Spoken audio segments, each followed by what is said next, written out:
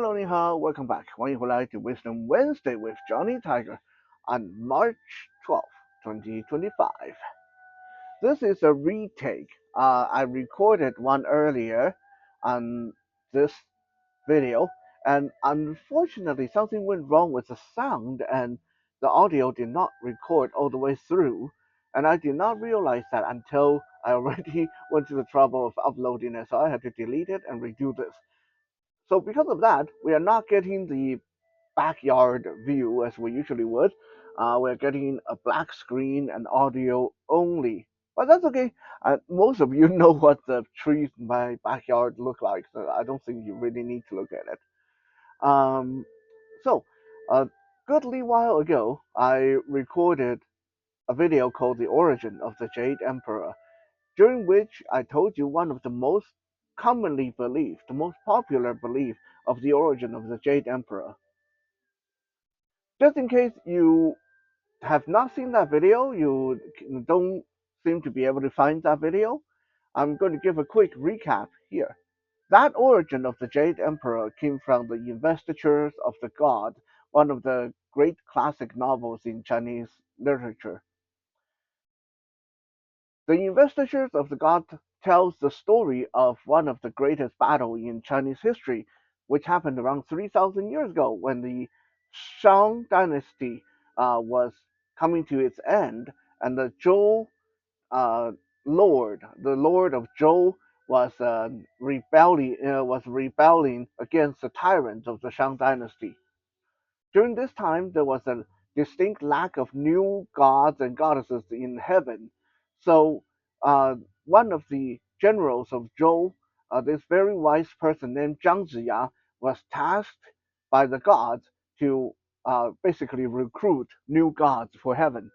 And unfortunately, one of the ways for people to be recruited was they had to be dead.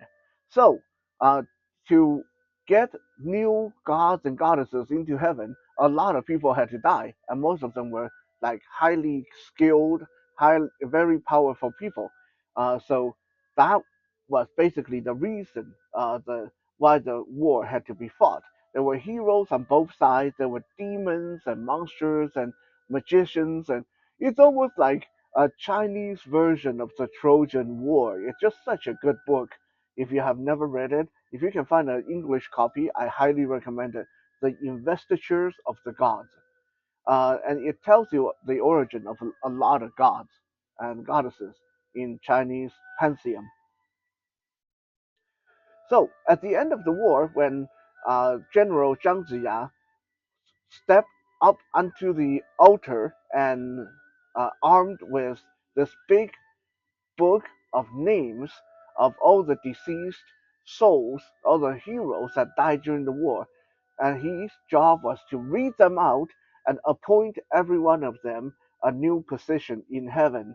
So he would go like, for example, Joe Wong, and it's like Thunder God, and Johnny Tiger, God of the Sea, and so on and so on and so on. And every time he reads out a name, the soul of that person would come and become the new god or goddess. At the end of his ceremony, everyone noticed that there was still one throne that was not claimed by anybody. This was the throne of the Jade Emperor, the supreme ruler of heaven, a god of all gods. So people were asking Zhang Ziya, "Hey, who's going to be the Jade Emperor?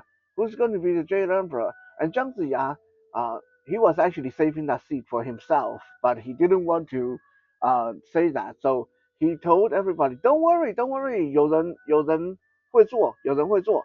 有人会做 is Mandarin means someone will do it. Someone will be there. Don't worry. 有人会做. Okay, someone will be there." Unbeknownst to him, one of his lowly servants, one of the guys serving tea at the ceremony, his name was Zhang Youren. So when Zhang Youren heard Zhang Ziya say, 有人会做, someone will be Jade Emperor, he jumped at the chance and ran up to the altar and set himself down on the throne. And because his name happened to be Youren, the moment he touched the throne, a shaft of golden light enveloped him, and he became the all-powerful Jade Emperor. And Zhang Ziya was really, really mad. Zhang Ziya was like, "What the heck? I was saving that for myself." And Jade Emperor just said very smugly, "Oh, well, you said Youren, and well, my name is Youren, so I took it." And because he already became the Jade Emperor, so there's nothing Zhang Ziya could do about it. Now, this is, like I said, the most popular belief of where the Jade Emperor came from originally. But this version is, at best, a good story. At worst, just some kind of a joke, because when you actually start reading religious text, you realize that the timeline doesn't match. For instance, there were several instances in the religious text where it's mentioned that the Jade Emperor had to survive 1,750 trials before he was allowed to become the Jade Emperor. Now, to put it into perspective, when Chinese Taoism or Buddhism religion, when they talk about trials, they don't mean any trial. They don't mean like uh, uh, pick up a 50 pound of rice or help an old lady across the street or save a child from the river. They don't mean things like that. When they say trial, you literally have to survive them. Like every trial, things that probably going to kill you. And uh, for example, for example, um, the trial might be today you are going to get hit by a car. If you survive that, congratulations, you survived your trial. Or if you were able to somehow avoid it, maybe you stay home long enough to talk to your parents on the phone, and the car totally missed you because you weren't there. Then congratulations, you survived that trial. But if you get hit by a car and die, too bad, you failed the trial. And so every trial is like that. Like it's either get hit by lightning or fall into the river or fall off the mountain or get a tiger's going to eat you or something like that. Like every trial is deadly serious. So Jade Emperor have to survive 1,750 of these trials, and between each trial was about the equivalent of 130,000 years. So if you have a calculator handy, multiply 130,000 by 1,750, millions of years. That's so like the Jade Emperor has been around for millions of years, and this leads to the biggest discrepancy uh, with our Zhang Ziya, investitures of the god story, which is the investiture of the god, the war that it was talking about happened about 3,000 years ago. So if the Jade Emperor was only appointed 3,000 years ago, there's no way he's going to be able to have lived millions of years and survived 1,750 trials, right? There's just no way. Uh, Now, some people may say, well, maybe when he becomes a god, then the time passes different, and maybe he have to time travel back into millions of years ago and survive all those trials. Uh, maybe that's what happened. Well, considering that these things were written thousands of years ago when time travel wasn't even thought of, I doubt that would have been the logic. So, no.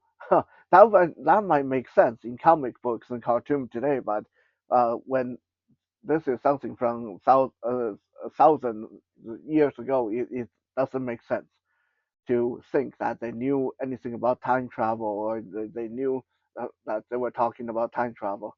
So, um, also, also, uh, another discrepancy is if you read Investitures of the God, you will have noticed that during the war, there were several instances where people have tried to go to heaven and appeal to the Jade Emperor for mercy or for justice or stuff like that, which tells us the Jade Emperor was already there. There was no need to appoint a Jade Emperor at the end of the war.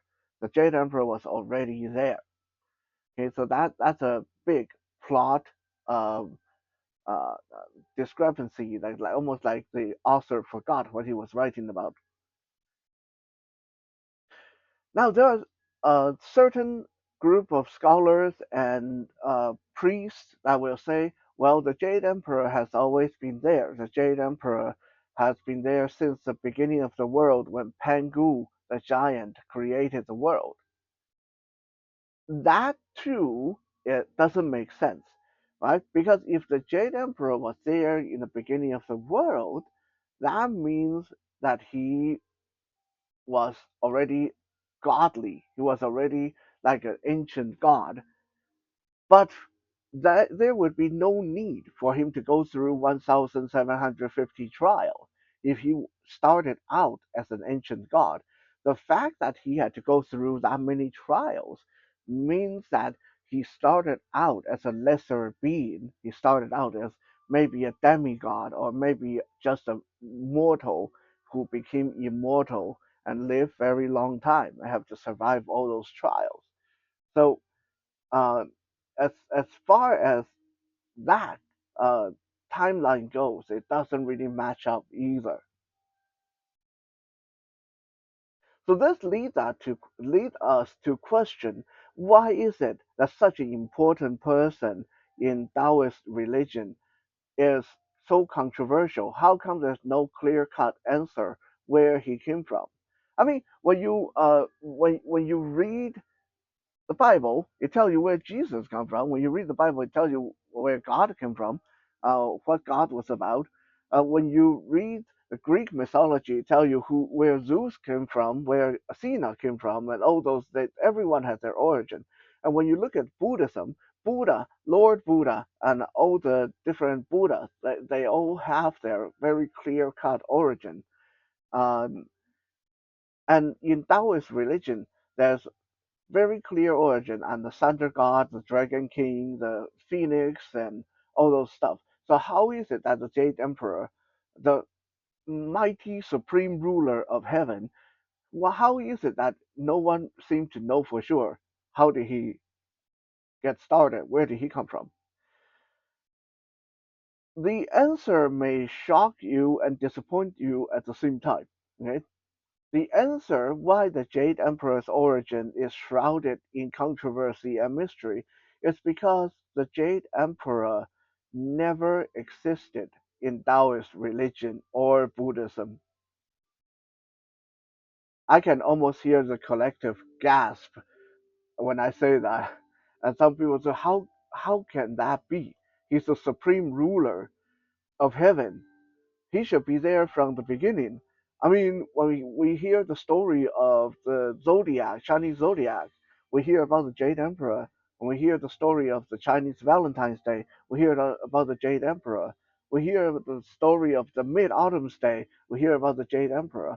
How can he not have been there? The Jade Emperor did not exist in any text, format, form, story until the Song Dynasty, maybe about 1200 years ago. 1200 years ago, the Song Dynasty Emperor Song Zhenzong Emperor woke up one day, called all his ministers around him, and told them, "Last night I was visited in my dream by my father." And the minister said, "Oh, what did the former emperor, His Highness, have to say?" And Song Zhenzong said, "No, no, no, no, no, not my human father. My human father is dead. I was visited by my father in heaven. My father in heaven is the ruler of all the gods. His name is Jade Emperor, and Jade Emperor is my father, which means that my rule here on earth in this world is legitimate because my father is the ruler in heaven, so I am fated to be the ruler in on earth. So why did he do that? Why did he wake up one day and suddenly do this? Because the origin of Song dynasty, they did not come to power in any kind of a legal fashion. The previous emperor of the previous dynasty was only 6 years old when the uh, grand emperor, the beginning emperor of Song dynasty, uh, killed him and took his throne for himself and started the Song dynasty. So you can imagine that during the rule of the Song dynasty, there were a lot of dissensions and dissatisfactions, and people would talk, people would tell stories that, well, these Song dynasty emperors, they're not legit. They're murderers and thieves, and they stole the power. So Song Zhenzong decided that to pacify the masses, to make people believe in him, he had to have a religious importance to him. So he made a really big uh, production of building temples and hiring artisans to craft the image of the Jade Emperor, and he bribed and threatened all the high-ranking Taoist priests to start writing Jade Emperors into their religious text. Thus, from that point on, Jade Emperor became not just a new god, but a god that, oh, he has always been there ever since, and he is the ruler of all gods, and so on and so on. Now, today, all all we ever hear about is the Jade Emperor, but there's actually two other higher power emperors in heaven, according to Song Zhenzong, who first came out with this crazy idea of the Jade Emperor. Song Zhenzong's original idea was there's three emperors: his father, his grandfather, his great grandfather up in heaven. So his father is the Jade Emperor. Jade Emperor governs the gods and goddesses. And then his grandfather is called the Sky Emperor, the Tai Shang uh, 太皇大帝, the Sky Emperor, governs the stars, the sun, the moon, the universe.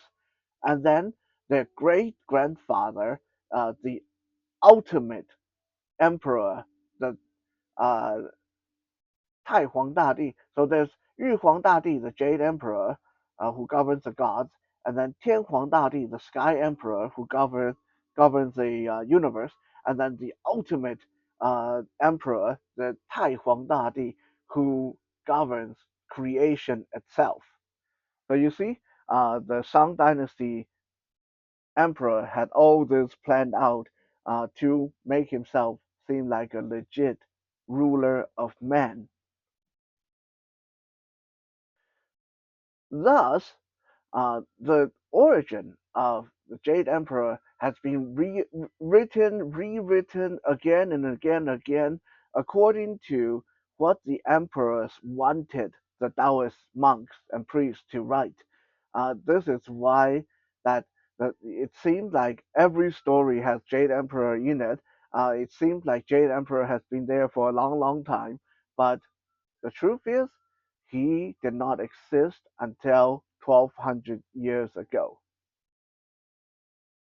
Thank you for checking out today's episode, and sorry again about the mixing of uh, failing of the audio file earlier. I hope this one comes across okay. We'll be back again tomorrow for some Toy Thursday. Have a good night. 晚安 and 再见.